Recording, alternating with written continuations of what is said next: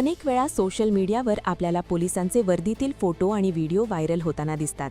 हे व्हिडिओ खाकी स्वॅग म्हणून ओळखले जातात, पण आता या व्हिडिओंवर बंदी घालण्यात आली आहे। मुंबई पोलीस दलाने एक महत्त्वाचा आणि कडक निर्णय घेतला आहे। शहरातील सुमारे 51,000 पोलीस कर्मचाऱ्यांना युनिफॉर्ममध्ये असताना मिनी व्लॉग्स, रील्स किंवा इतर कोणत्याही प्रकारचे सोशल मीडिया व्हिडिओ तयार करून पोस्ट करण्यास तात्काळ बंदी घालण्यात आली आहे। मुंबई पोलिसांनी घेतलेला हा मोठा निर्णय आहे। सोशल मीडियावर पोलिसांच्या वर्दीतल्या व्हिडिओंचा ट्रेंड दिवसेंदिवस वाढत चालला आहे।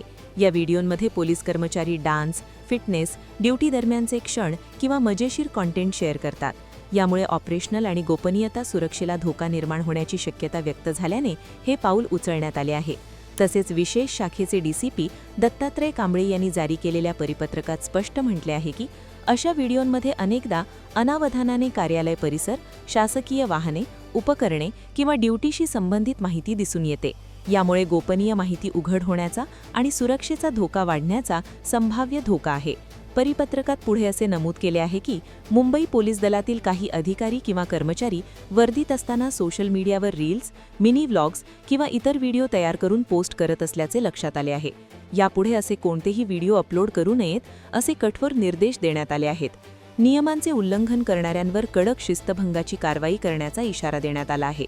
तसेच मुंबई पोलिसांची सोशल मीडिया लॅब आता ऑनलाईन प्लॅटफॉर्मवर सक्रियपणे नजर ठेवणार आहे आणि कोणत्याही उल्लंघनाची तक्रार नोंदवून संबंधित कारवाई करणार आहे।